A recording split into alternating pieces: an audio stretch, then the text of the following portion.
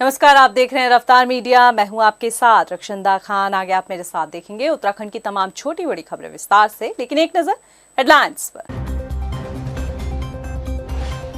प्रदेश में आयुष्मान योजना के तहत 10 अरब से अधिक खर्च कर चुकी सरकार। 6 लाख से ज्यादा लाभार्थियों को मिला लाभ। 48,82,000 बनाए गए आयुष्मान कार्ड। खराब मौसम के कारण हिमाचल दौरे से वापस लौटे सीएम पुष्कर सिंह धामी। वर्चुअली जनसभा को संबोधित कर भाजपा प्रत्याशियों के लिए की वोट की अपील। बीजेपी का जीत का दावा। बर्फबारी के बीच भगवान बद्री विशाल के दर्शन करने पहुंची विधानसभा अध्यक्ष रितु खंडूरी। माणा गांव का भी किया भ्रमण। गढ़वाल के 3 दिवसीय दौरे पर हैं स्पीकर। और 14 नवंबर से फिर होगा कांग्रेस की भारत जोड़ो यात्रा का आगाज। 19 नवंबर तक चलेगी यात्रा। महिलाओं से जुड़े मुद्दों को प्रमुखता से उठाएंगे कांग्रेसी। हेडलाइंस के बाद बुलेटिन में खबरें विस्तार से। और बात सबसे पहले करते हैं आयुष्मान कार्ड की। प्रदेश में आयुष्मान यानी मुफ्त उपचार की सुविधा का लाभ 6 लाख से अधिक बार लाभार्थी ले चुके हैं। स्वास्थ्य विभाग के जारी आंकड़ों के मुताबिक प्रदेश सरकार अब तक 10 अरब से अधिक खर्च आयुष्मान योजना के तहत कर चुकी है। स्वास्थ्य विभाग के जारी आंकड़ों में 48.82 लाख आयुष्मान कार्ड भी बनाए जा चुके हैं। उत्तराखंड में आयुष्मान योजना की प्रगति को देखा जाए तो अखिल भारतीय स्तर पर भी ये सम्मानजनक और गौरवान्वित करने वाला समय है। मुख्यमंत्री पुष्कर सिंह धामी ने मुख्यमंत्री आवास में राजकीय वृक्ष बुरांस के पौधे का रोपण किया। वैसे देखा जाए तो बुरांस ऊंचाई वाले इलाकों में पाया जाता है। ये पहली बार है जब मुख्यमंत्री आवास में बुरांस का पौधा लगाया गया है। मुख्यमंत्री के निर्देशों पर राजकीय उद्यान सर्किट हाउस में भी बुरांस के पौधे का रोपण किया गया है। राजकीय उद्यान सर्किट हाउस में इसके अलावा कई अन्य पौधे भी लगाए जा रहे हैं। खराब मौसम की वजह से सीएम पुष्कर सिंह धामी हिमाचल दौरे से वापस लौटे हैं। सीएम पुष्कर सिंह धामी को खराब मौसम की वजह से वापस लौटना पड़ा। हिमाचल के रोहड़ी नहीं पहुंचने पर सीएम पुष्कर सिंह धामी ने वर्चुअली जनसभा को संबोधित किया और रोहड़ी विधानसभा से भाजपा प्रत्याशी शशि बाला के लिए वोट की अपील की। आपको बता दें, मुख्यमंत्री पुष्कर सिंह धामी भाजपा के स्टार प्रचारक के तौर पर भाजपा प्रत्याशियों के लिए हिमाचल की जनता से लगातार वोट की अपील कर रहे हैं। तो इस वक्त की बड़ी खबर सीएम आवास से आ रही है, जहां पर सर्वेंट क्वार्टर में 24 वर्षीय युवती ने आत्महत्या की है। जानकारी के मुताबिक लड़की का नाम सुलेखा बताया जा रहा है। लड़की का परिवार गाय की देखभाल सीएम आवास में करता था। जानकारी है कि लड़की के भाई ने 2 साल पहले अनारवाला क्षेत्र में आत्महत्या की थी। युवक ने फांसी लगाकर आत्महत्या की थी। पुलिस मामले की तफ्तीश में जुट गई है।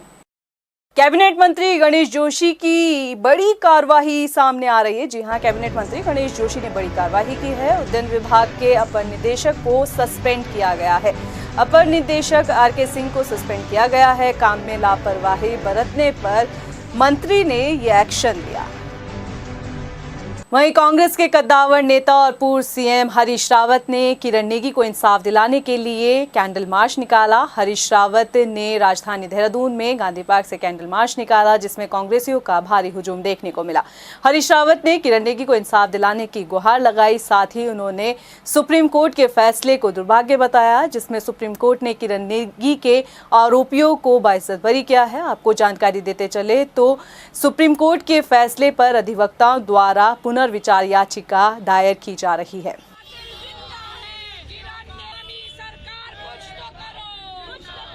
बर्फबारी के बीच विधानसभा अध्यक्ष रितु खंडूरी भगवान बद्री विशाल के दर्शन के लिए बद्रीनाथ धाम पहुंची। अध्यक्ष रितु खंडूरी ने भगवान बद्री विशाल की पूजा अर्चना कर प्रदेश की सुख समृद्धि की कामना की। बद्रीनाथ के दर्शन के बाद अध्यक्ष रितु खंडूरी ने माणा गांव का भी भ्रमण किया। साथ ही बर्फबारी का भी लुत्फ उठाया।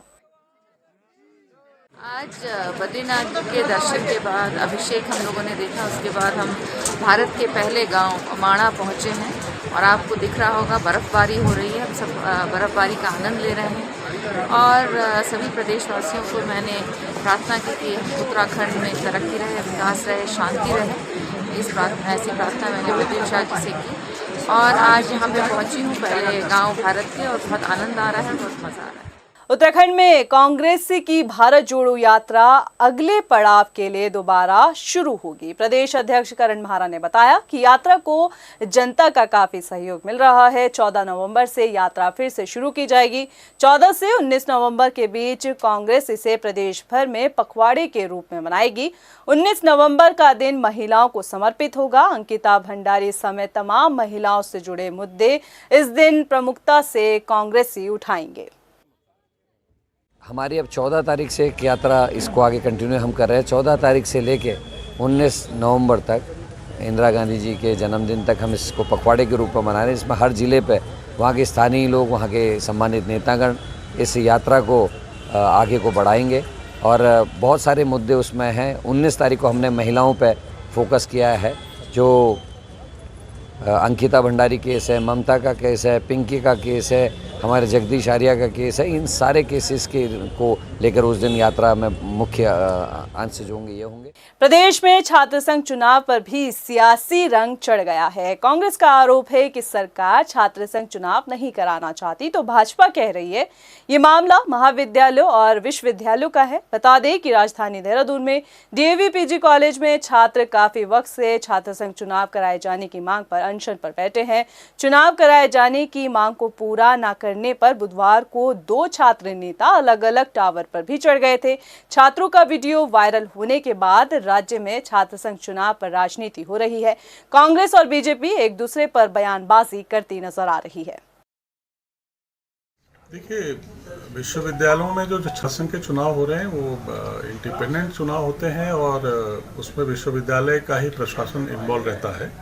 सरकार का कहीं इन्वॉल्वमेंट नहीं रहता है। सरकार अगर विश्वविद्यालय से बाहर, कॉलेज से बाहर कहीं किसी तरीके की अनुशासनहीनता हो रही है तो उसको देखने का काम सरकार करती है।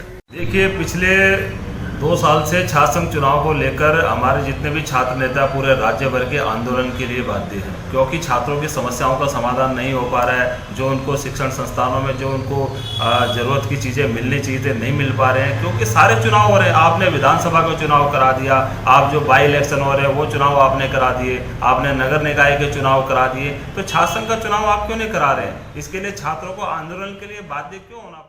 रुड़की के सिविल लाइन अस्पताल में एनएचएम कर्मचारियों ने प्रोत्साहन राशि नहीं दिए जाने पर सरकार के खिलाफ प्रदर्शन किया। दरअसल कोविड के समय राज्य के अस्पतालों में एनएचएम कर्मचारियों ने अपनी सेवा दी। उस दौरान मुख्यमंत्री पुष्कर सिंह धामी ने घोषणा की थी कि कोरोना की मुश्किल घड़ी में सेवा देने वाले एनएचएम के कर्मचारियों को प्रोत्साहन राशि के तौर पर 10,000 रुपए दिए जाएंगे। लेकिन 1 साल गुजर जाने के बाद भी कर्मचारियों को प्रोत्साहन राशि नहीं मिली। कर्मचारियों ने प्रदर्शन करते हुए आदेश की कॉपी को भी जलाया। सीनियर ट्रीटमेंट सुपरवाइजर हूँ और लगातार मैं 2007 से अब तक टीबी में काम कर रहा हूँ एनएचएम के तहत। और ये जो आज प्रतियां जलाने का हमारा मुख्य कारण था कि माननीय मुख्यमंत्री जी ने पिछले साल 8 नवंबर को ये घोषणा की थी कि जितने भी हमारे एनएचएम के कर्मी हैं और जिन्होंने कोविड-19 में काम किया था, जो आपने काम किया उसके समक्ष हम आप 10,000 रुपये प्रस्तुत करेंगे या देंगे। आज 1 साल पूरा हो चुका है और उस मांग की कोई सुध नहीं है। नैनीताल हाईकोर्ट को हल्द्वानी के गौलापार में शिफ्ट किए जाने की कवायद के चलते बार एसोसिएशन के अलग अलग सुर सामने आ रहे हैं। हल्द्वानी बार एसोसिएशन ने नैनीताल से हाईकोर्ट शिफ्ट करने का समर्थन किया है। हल्द्वानी बार एसोसिएशन के अध्यक्ष सहित पूर्व अध्यक्षों ने भी मौजूदा समय को देखते हुए कोर्ट को शिफ्ट किए जाने की मांग की है। उनका कहना है कि हाईकोर्ट के शिफ्ट होने से वादियों को पर्यटन सीजन और बरसात के समय में होने वाली परेशानियों का सामना नहीं करना पड़ेगा। किसी की मांग नहीं है कि हल्द्वानी शिफ्ट की जाए। हल्द्वानी बात की मांग नहीं है। शासन द्वारा एक प्रस्ताव माननीय उच्च न्यायालय में भेजा गया था, उनके द्वारा इसकी सहमति दी गई। गौलापार में जमीन अलॉट भेजी गई उनसे, उसके लिए बजट पास हो रहा है। केवल नैनीताल जिले में कुछ अधिवक्ता जो लोकल हैं, ज़्यादा नहीं है, 8-10 लोग हैं, वो लोग इसको शिफ्टिंग का विरोध करते हैं। बाकी वहाँ भी अभी 90% वकील ऐसे हैं कि जो हल्द्वानी शिफ्टिंग में हल्द्वानी शहरवासियों को आखिरकार कूड़े से जल्द ही निजात मिल जाएगी। जी हां, नगर निगम ने 3 करोड़ की लागत से ट्रेचिंग ग्राउंड में लेगेसी प्लांट लगाया है, जिसका ट्रायल राज्य स्थापना दिवस के साथ शुरू किया गया। लेगेसी प्लांट जैविक कूड़े और रासायनिक कूड़े को अलग करते हुए कूड़े का निस्तारण कर रहा है। आपको बता दें कि हल्द्वानी के इंदिरा नगर क्षेत्र में स्थित ट्रेचिंग ग्राउंड में 1 लाख मैट्रिक टन कूड़ा पड़ा है, जिसकी बदबू से आसपास के लोग परेशान हैं। नगर आयुक्त के मुताबिक बताया गया कि जल्द पूरे ट्रेंचिंग ग्राउंड के कूड़े का निस्तारण कर लिया जाएगा। इसके साथ ही परमानेंट प्लांट लगाने की भी कोशिश की जाएगी।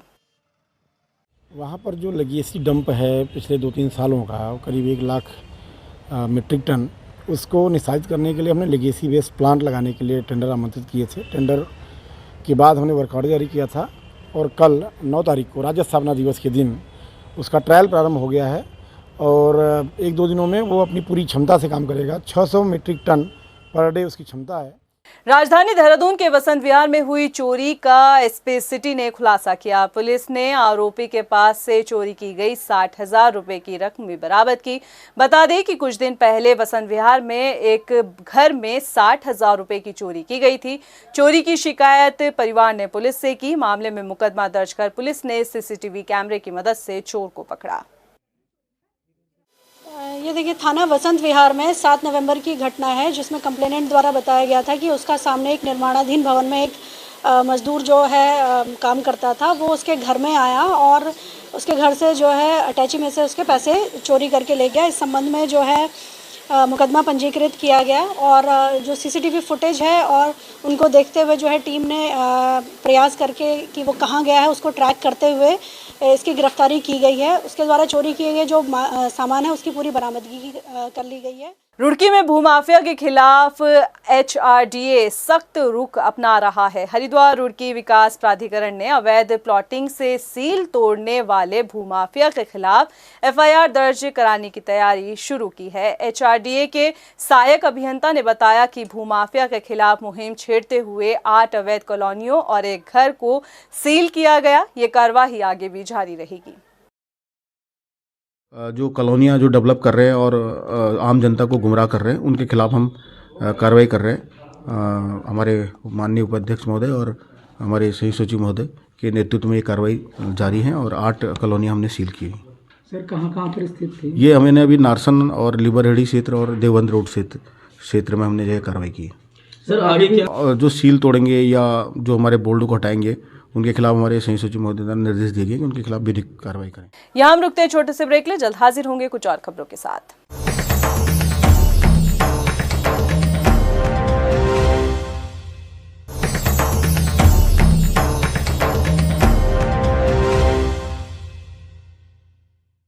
उत्तराखंड राज्य का गठन होने के बाद उम्मीद जताई गई थी कि उत्तराखंड में शिक्षा स्वास्थ्य के क्षेत्र में अब नया नाम कमाया जाएगा, लेकिन इसे दुर्भाग्य ही कहेंगे कि उत्तराखंड को 22 साल पूरे हो गए हैं और उसके बावजूद भी उत्तराखंड शिक्षा विभाग के लिए एक निराशाजनक खबर सामने आई है। राष्ट्रीय स्तर पर शिक्षा व्यवस्थाओं को लेकर किए गए सर्वे में उत्तराखंड फिसड्डी साबित हुआ है। देखिए उत्तराखंड शिक्षा विभाग की नाकामी को लेकर पड़ताल करती हमारी ये खास रिपोर्ट।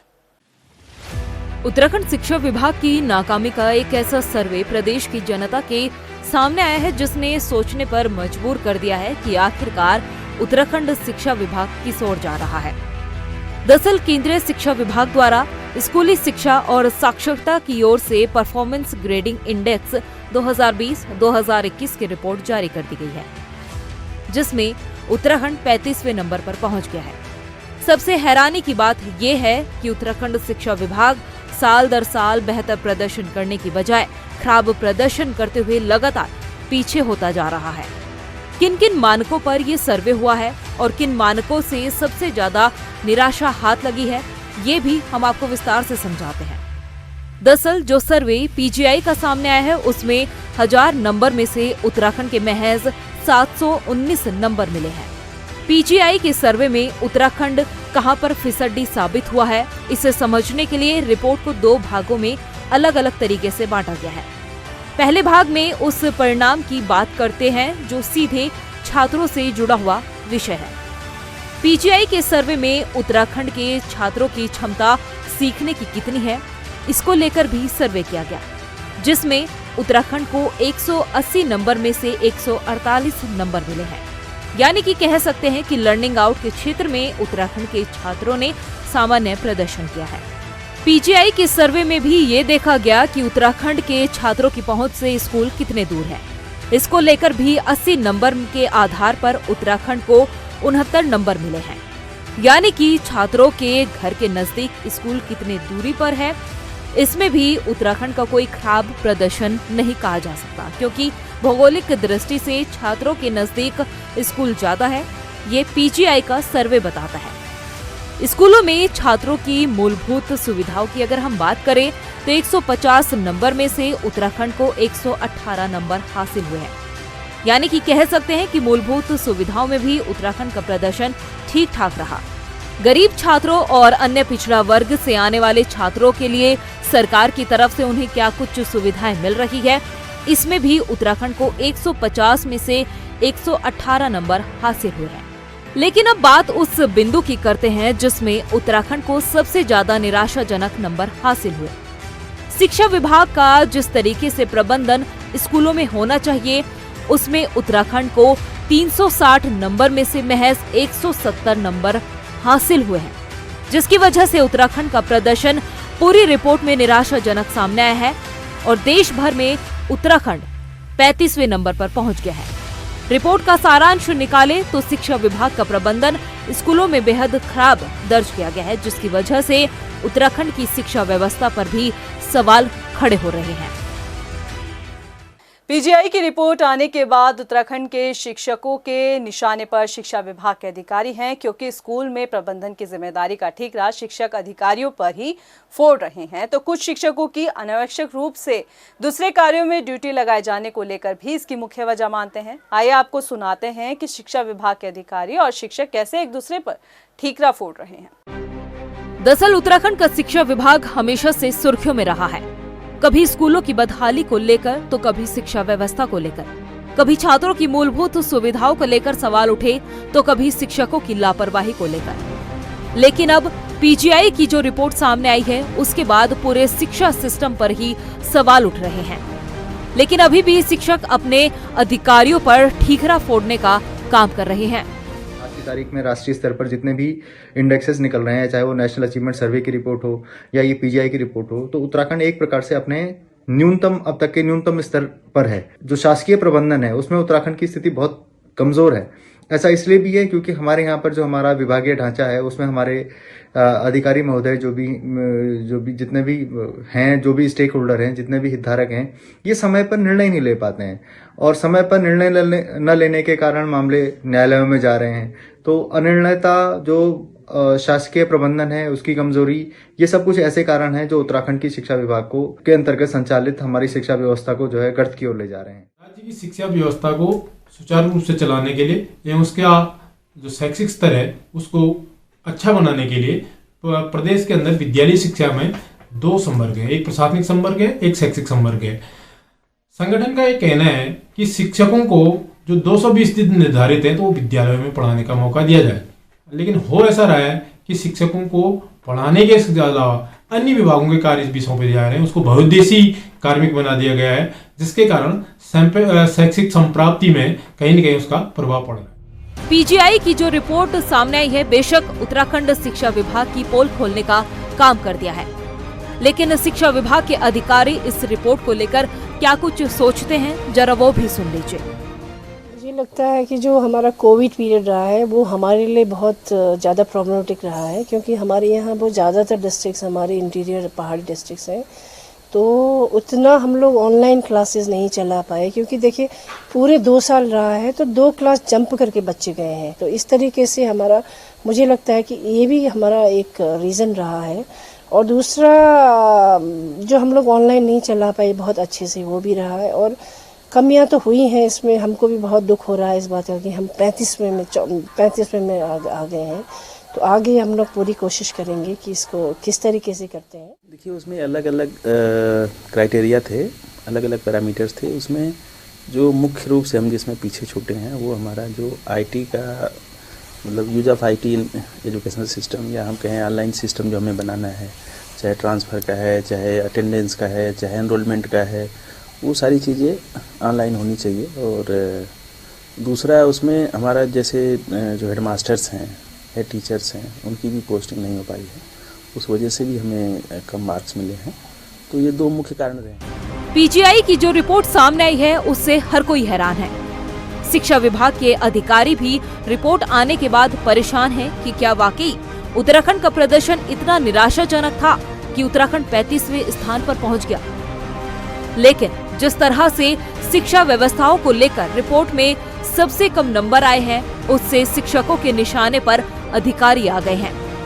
ऐसे में देखना ये होगा कि आखिरकार कैसे शिक्षा विभाग अब प्रबंधन को दुरुस्त करने का काम करता है, ताकि आगे जो सर्वे होंगे उसमें उत्तराखंड बेहतर प्रदर्शन करके दिखा सके। अभी के लिए फिलहाल इतना ही, मुझे दे इजाजत, लेकिन चलते चलते नजर डाल लेते हैं हेडलाइंस पर। नमस्कार। प्रदेश में आयुष्मान योजना के तहत 10 अरब से अधिक खर्च कर चुकी सरकार, 6 लाख से ज्यादा लाभार्थियों को मिला लाभ, 48,82,000 बनाए गए आयुष्मान कार्ड। खराब मौसम के कारण हिमाचल दौरे से वापस लौटे सीएम पुष्कर सिंह धामी, वर्चुअली जनसभा को संबोधित कर भाजपा प्रत्याशियों के लिए की वोट की अपील, बीजेपी का जीत का दावा। बर्फबारी के बीच भगवान बद्री विशाल के दर्शन करने पहुंची विधानसभा अध्यक्ष रितु खंडूरी, माणा गांव का भी किया भ्रमण, गढ़वाल के 3 दिवसीय दौरे पर हैं स्पीकर। और 14 नवंबर से फिर होगा कांग्रेस की भारत जोड़ो यात्रा का आगाज, 19 नवंबर तक चलेगी यात्रा, महिलाओं से जुड़े मुद्दों को प्रमुखता से उठाएंगे कांग्रेसी।